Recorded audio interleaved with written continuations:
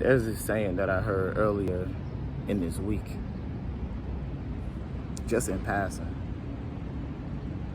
but for some reason, it's like been echoing ever since. And the saying was familiarity does not breed appreciation or gratitude. Familiarity breeds contempt, jealousy, and envy.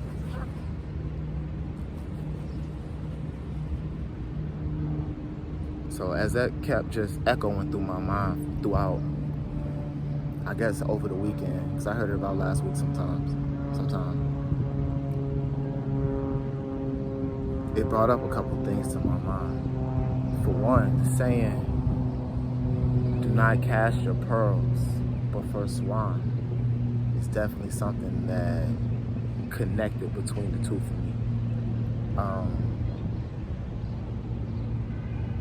Because you casting for one, the saying just means don't share the things that are precious to you with people who they aren't precious to, or with people who won't appreciate it. So with that being said,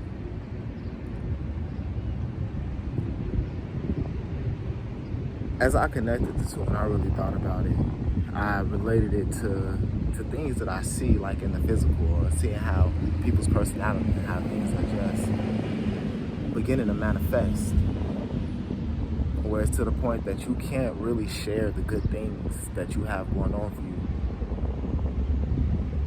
without someone comparing their life to it, or feeling like they're in competition, feeling like you're bragging about it, or with them figuring out a way to try to benefit from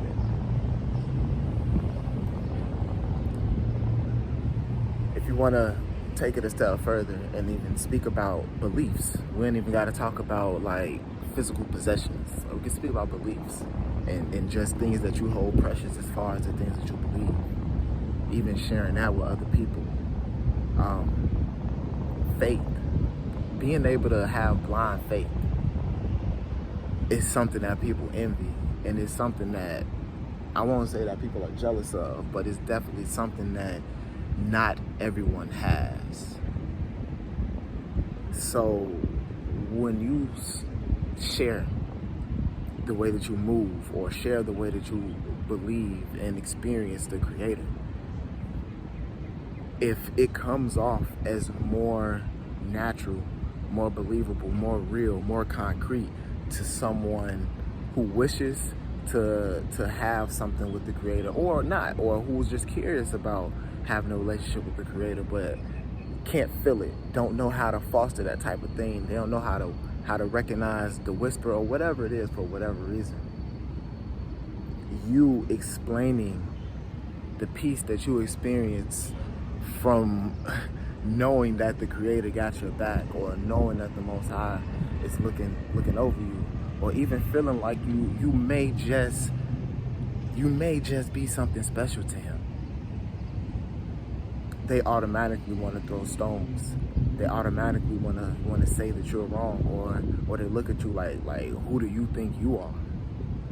That the Creator will look at you and have His hands on you and bless you, and even take note of you from all the millions and billions of people on this plane.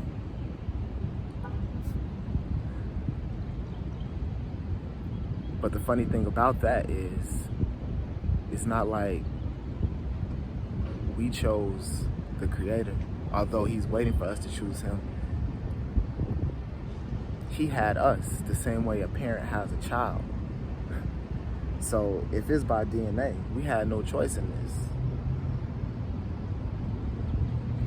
We had no choice in who we were, or who we are to the Creator. But we can take joy in the fact that we may just be chosen. We can take joy in the fact that the sun feeds us, that this earth, when it's operating how it's supposed to be operating, operates for our benefit. We have no need to feel bad for that. The same way, if a parent has a child and they want their room to be outfitted with a jungle gym and a slide, and they got a bouncy floor and a trampoline in the backyard and all that stuff, you as someone else's child can't be upset that me as the parent of my child want to give my child these things. And the Creator wishes for his children to have the things that he wants to have, that he wants them to have, and the things that he created for them.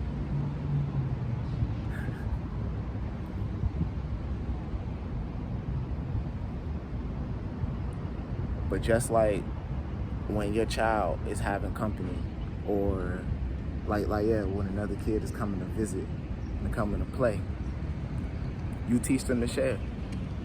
And you tell them that sharing is important. In the same way, the Most High tried to teach us that. But just like sometimes the other kid, it's the other child that's coming to visit that doesn't necessarily know how to share, and so they try to take over. And that's exactly what's happening. As a punishment, some of our things were loaned out because we weren't using them to the other kids. They were loaned out to the other kids, aka the other nations. But now that punishment is over and we get to take our toys back, they want to take over. These are their toys now because they got so used to them. My punishment was going on for so long. It feels so good. To them, it's their toys, it's their things. But the truth is, it's the parents' responsibility to come and mediate between the two children. These aren't your things. These are my child's things. I bought this for them. I made these things for them. You were allowed to use them for a time, and I hope you enjoy it. But it's time for my kid to have his things back. And so I'm just saying that to just make the illustration between the Creator and us as parents and our children. But anyway, what the saying, familiarity doesn't breed gratitude or appreciation. It breeds envy and things like that. It means basically when people are too familiar with you, or people feel like they know you, they feel like you shouldn't have anything more than them, or you all should rise at the same time. And that's just not true. And so one of the other things that saying brought to mind was how in the scriptures it talks about how a man will never be king in his hometown. And so I said, man, what does that saying really mean? It means that a man will never be respected. His insights, his creativity, his skills, his authority will never be respected around quote-unquote family or around people that are too familiar with him, because that's dude from down the street. He can't be king. He can't be something special. He came from the same environment I came from. And again, it's just not true. This body came from the same environment. These vessels are raised in similar situations, but spiritually, it's a lot of different information being downloaded. It's a lot of other schooling going on and taking place. People pay attention to different things. People learn in different ways. So to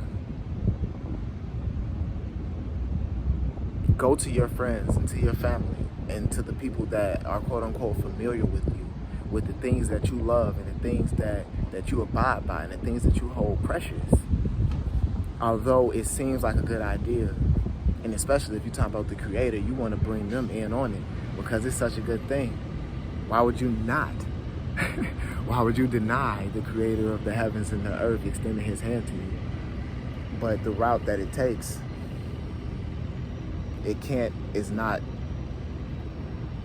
that's not necessarily for everyone. Everyone can't see. Everyone can't understand.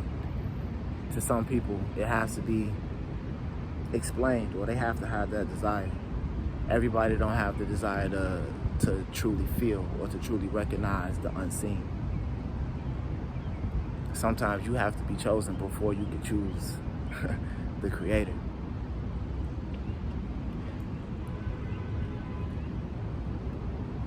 And truthfully, it all comes down to charge. It comes down to field. It comes down to force. Some people, when you express your positive charge, and when you're trying to express these things to let them know that, hey, you could do it too, because of the way them as a magnet or the way their field is set up, they never receive it as you send it. Before it gets to them, something about them turns it and makes it not what you put out. And when you look at it that way, it's just a matter of polarity.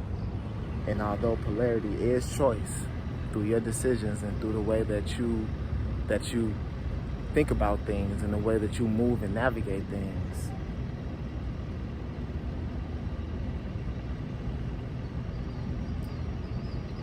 those decisions and those choices that you make as you navigate and as you move through are what determines your charge. Your intention and your reasons for making said decisions are what determines your charge. So, in the end, we're moving into a time where things are definitely separated. The wheats and the tares are definitely happening. Even more so on a physical level, it's already manifesting. But even in the way people are understanding, there's a lot of miscommunications happening because some people are thinking up here and some people are thinking up here. Or you can even say some people are thinking over here and some people are thinking over here.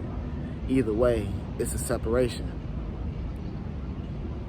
And as the separation grows, the people over here won't be able to accurately communicate with the people over here because of the environment over here, because of the jamming and the signals and the atmosphere over here.